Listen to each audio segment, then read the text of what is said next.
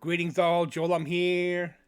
I got 10 underrated rock and metal albums I like to rank this week, and they're all from the year 1994. When you're done watching this video, you can check out past album rankings episodes, as the playlist is in the description box. Remember to subscribe to my channel, smash the like button, and click on the notification bell, and when you see a new video, you can check it out yourself. Once again, these are my personal picks as the 10 most underrated rock and metal albums of 1994. So let's begin, shall we? Number 10, Time from Merciful Fate. In 1992, King Diamond got back together with Hank Shermann, Michael Denner, and Timmy Hansen to reform Merciful Fate. They unleashed Into the Shadows in 1993.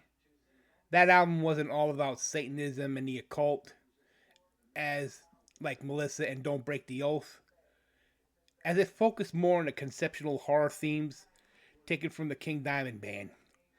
But when Time was released in October of 94, Merciful Fate was back at it with the occult theme lyrics. For me, the standout tracks were Witches Dance and Nightmare Be Thy Name. Number 9, Tyketto, Strength in Numbers. You talk about a band that deserved more attention in the 90s. This quartet from New York unleashed their second record, Strength in Numbers, in 94. And they had some good songs on there like Endless Summer Days, Rescue Me, Standing Alone, and The Last Sunset. This album is criminally underrated, and Tyketto is still a criminally underrated band. Number 8, Pride and Glory. The one and only studio album from a trio led by Zakk Wylde, then known for his time with Ozzy Osbourne, and later formed his own band, Black Label Society. This was a complete departure from Zakk's previous works with Ozzy, as this record had that southern rock feel. The whole genre of southern rock was highly influential in this creation. Losing Your Mind, Horse Called War, and Troubled Wine were all released as singles and were the standout tracks. The record was re-released 5 years later on Spitfire Records with a bonus disc of rare and unreleased material.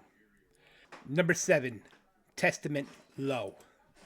The only record to feature death and obituary guitarist James Murphy and drummer John Tempesta, who most recently served as the drummer for Exodus and will later be recruited by White Zombie for the Astro Creep 2000 record in 95. Low was released on October 4th, 1994. This would be the last record for bassist Greg Christian until he returned 14 years later and performed on the Formation of Damnation album.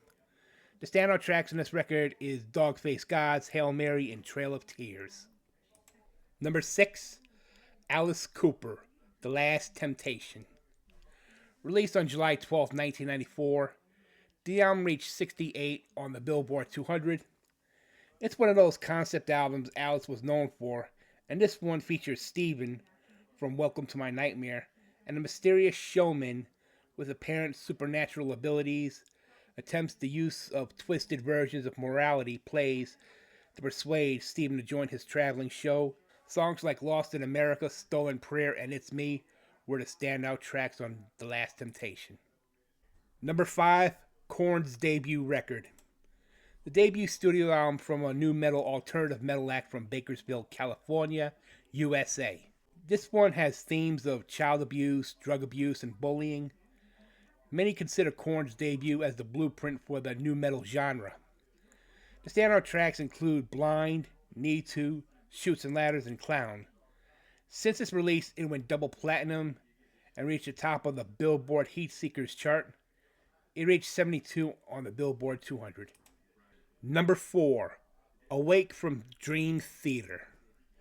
This was the follow-up to the successful Images and Words album released in 1992. Awake was released on October 4th, 1994. The album reached number 32 on the Billboard 200, which was the highest position of the band reached at the time until 2007's Systematic Chaos, where it entered at number 19. The standout tracks are Lie, The Silent Man, Erotomania, Caught in a Web, Lifting Shadows Off a Dream, and Scarred. Awake had gone gold in Japan. Number 3, Danzig 4. The follow-up to the successful How the Gods Kill, Danzig 4 featured the standout tracks Until You Call on the Dark, Can't Speak, I Don't Mind the Pain, and Going Down to Die. The album reached number 29 on the Billboard 200. This would be the last album to feature the classic Danzig lineup. Danzig would go more into that industrial side with the next record, Black as the Devil. Number 2, Cross Purposes from Black Sabbath. I made mention to this before when I ranked all of Black Sabbath's studio albums nearly a year ago. I hold this album near and dear to me because it was so much stronger than albums like Headless Cross and Tear. Arguably one of the best albums of the Tony Martin era of Black Sabbath. The album reached the top 10 in Finland and Sweden, number 41 in the UK, and 122 on the Billboard 200. The standout tracks like The Hand That Rocks the Cradle, Cross of Thorns, Virtual Death, and Dying for Love. And number 1, Vitalogy from Pearl Jam. Released on November 22nd, 1994. The band wrote most of the songs during sound checks on the tour in support of the previous record, Versus. Vitalogy became the second fastest selling album for the band behind their previous album, Versus. It went 5 times platinum in the US, and Pearl Jam's second consecutive number 1 album on the Billboard charts. At that time, this record was exploring different genres other than alternative rock / grunge sound, as they threw in punk, art rock, aka progressive rock, in the mix. The standout tracks are Spin the Black Circle, Better Man, Tremor Christ, Not For You, and Immortality. Here is a quick recap of the most underrated and underappreciated rock and metal albums of 1994. I found this list simple to put together because of the music that was coming in and going out at the time. Much like the previous video I did a week ago, putting Strength in Numbers from Tyketto on there was no brainer, mainly due to the fact that it's been over 30 years since its release. Zakk Wylde's Pride and Glory was a gem that many fans kind of slept on.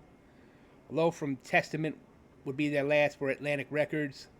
Korn's debut is considered the blueprint for the creation of nu metal, and Pearl Jam's Vitalogy doesn't get the same recognition as their first 2 albums, Ten and Versus, did. Maybe it should.